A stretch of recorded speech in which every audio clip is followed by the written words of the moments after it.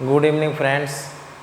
आज हम आपको बताते हैं संख्या पद्धति के पार्ट 2 में decimal, binary, octa, hexa, place value of a number और face value of a number, a and b, rational number a और बी के बीच परमेय संख्याएं के लिए क्या फार्मूला यूज़ करते हैं, इंटीजर्स, पॉजिटिव, नेगेटिव, जीरो हमारा कौन से इंटीजर्स में रखा जाएगा, 1 क्या है, और जैसे हम बताएंगे कि रिलेटिवली प्राइम नंबर बताए थे उस दिन आपको, रिलेटिवली प्राइम क्या होता है, को प्राइम क्या होता है। तो देखते हैं, बताते हैं आपको नंबर फर्स्ट पहले डेसिमल नंबर सिस्टम, दशमलव संख्या पद्धति, decimal number system,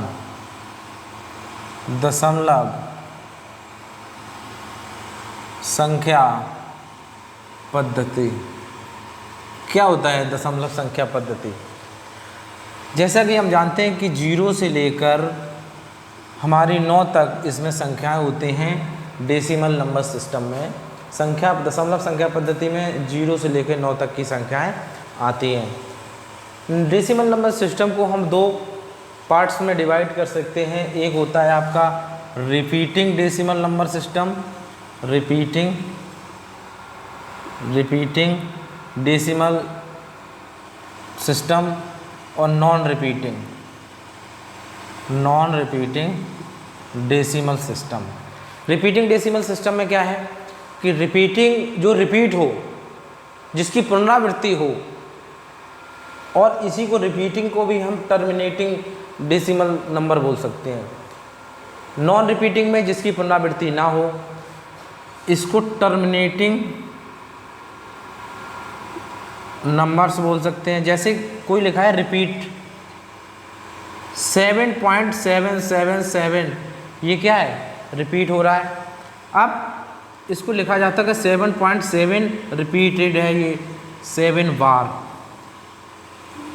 non repeating जिसमें रिपीट ना हो, जैसे 4, 3, 2, 7, 6, 5, ऐसे करके कोई संख्या ऐसी है जिसमें रिपीट ना हो, दशमलव लगाने के बाद कोई संख्या ऐसी है जो रिपीट ना हो, इसी को हम लोग इसको लिखा जा सकता है जैसे 0.5। इसके बाद 0 कितनी भी बढ़ाई जा सकती है, उसका कोई मतलब ही नहीं है। इसको और एक्सप्लेनेशन लिखते हैं इसको, तो 5/10, एक अंक बाद है दशमलव, यानी कि 1/2। इसी को P/Q के रूप में लिखा जा सकता है, यानी कि इसी को हम डेसिमल रिपीटिंग टर्मिनेटिंग सिस्टम को बोल सकते हैं हम rational number. Rational number Q is not equal to 0, Q का मान 0 नहीं होना चाहिए, यानी कि परमेय नंबर, परमेय संख्या। अब आता है नॉन रिपीटिंग, जो रिपीट नहीं किया जा सकता है। जैसे ये मैंने लिखा हुआ था 4, 3, 2, 7, 6, 5, इसमें कोई रिपीट नहीं है, इसको रिपीट नहीं कर सकते हैं। पाई को इसको हम इरेशनल, इसको रेशनल तो इसको इरेशनल भी बोला जा सकता है। अपरमेय संख्या, इरेशनल नंबर। पाई का मान 22/7 होता है। ये आपको पता है कि पाई का मान, ये एग्जिट वैल्यू हमारी 22/7 एग्जिट वैल्यू नहीं होती है, समझ रहे हैं आप। इसलिए पाई को भी हम इरेशनल नंबर में, नॉन रिपीटिंग नंबर में रखते हैं। अब बात आती है कि ए और बी के बीच कितनी परमेय संख्या हो सकती है। इसके पहले एक पॉइंट और जान लेते हैं, place value of a number और face value of a number. इससे भी कभी कभी क्वेश्चन पूछ देता है, प्लेस वैल्यू और फेस वैल्यू। प्लेस वैल्यू क्या होती है कि किसी स्थानीय मान, इसको बोलते हैं स्थानीय मान, और इसको बोलते हैं अंकीय मान। किसी अंक का 5, 6, 7, 8, इसका प्लेस वैल्यू और फेस वैल्यू क्या होगी? प्लेस वैल्यू ऑफ 7 है, जितने अंक के बाद आपका नंबर आ रहा है उतनी 0 बढ़ा देंगे। एक अंक के बाद आ रहा है place value of 6 6 0, place value of 5 5 000। अगर बात पूछी है कि फेस वैल्यू क्या है, 8 की फेस वैल्यू 8 है, 7 की फेस वैल्यू 7 है, 6 की फेस वैल्यू 6 है और 5 की फेस वैल्यू 5 है। तो हमने देखा कि डेसिमल नंबर सिस्टम संख्या पद्धति में, डेसिमल संख्या पद्धति के अंतर्गत दशमलव पद्धति में 2 types, repeating, non repeating. Repeating को ही टर्मिनेटिंग बोलते हैं, टर्मिनेटिंग को P/Q के रेशनल नंबर बोल सकते हैं। डेसिमल नंबर सिस्टम के अंतर्गत हम नॉन रिपीटिंग या नॉन टर्मिनेटिंग, इसको ही इर्रेशनल नंबर बोलते हैं। जो आपने देखा, पाई को हम इर्रेशनल नंबर या नॉन रिपीटिंग में रखते हैं। पाई का मान एग्जिट वैल्यू हमें पता नहीं होती है, इसकी सिर्फ 22/7 जो है, इसकी एग्जिट वैल्यू हम नहीं निकाल पाते हैं, जबकि इसको P/Q के रूप में 22/7 लिखा हुआ है। प्लेस वैल्यू क्या होती है कि किसी अंक का वह मान जो उसके अंक के बाद किस स्थान पे आ रहा है, स्थानीय किस स्थान पे। 8 के बाद 7 है तो 7 उतनी 0 रखते जाते हैं। 6 का स्थानीय मान 600, 5 का 5000, 3। तो इस प्रकार अब हम आगे आपको बताते हैं कि ए और बी कोई संख्या लिखी है,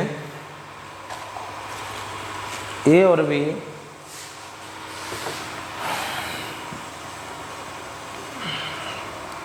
बी कोई संख्या है,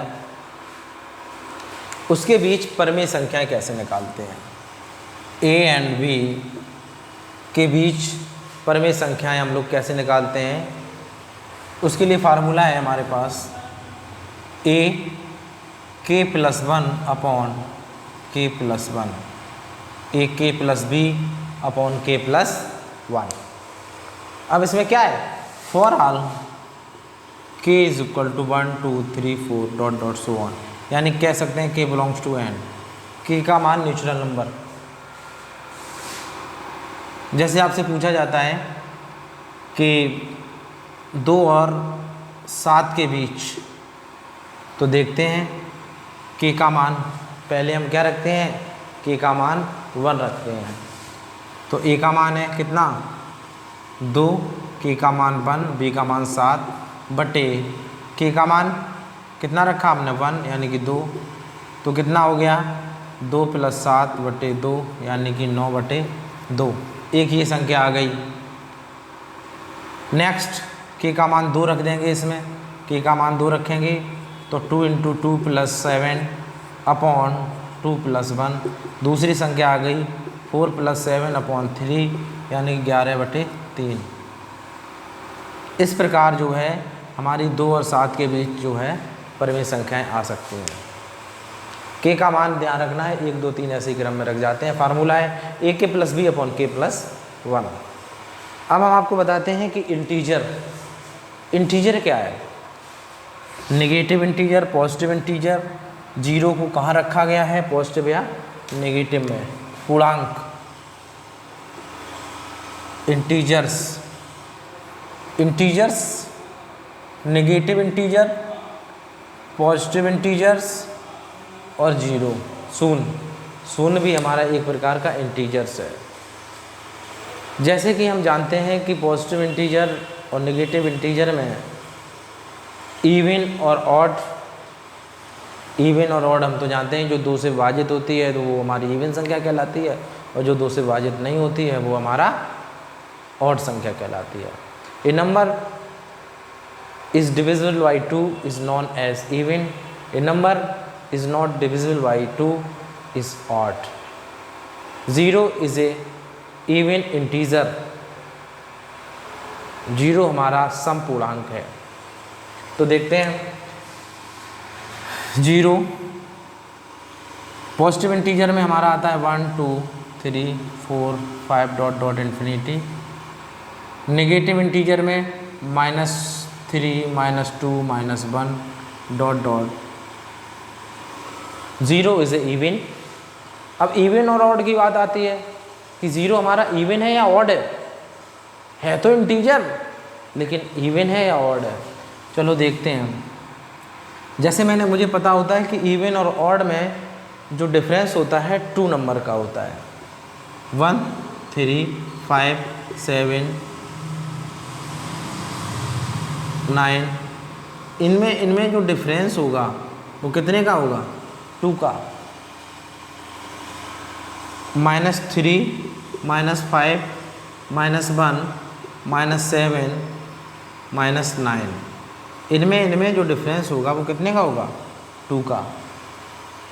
अब बात आती है कि हम इवन और ऑड चेक करते हैं कि 0 जो हमारा वो इवन है कि ऑड है। 0 ये है। हम क्या करते हैं कि 1 2 3 4 5 ऐसे करके रखते हैं। तो 2 का 2 हमारा क्या है, 2 सम संख्या है। 2 का अंतर करना है, 4 6 8 10, 2 का डिफरेंस करते हुए बढ़ना है। अब -2 -4 -3 सॉरी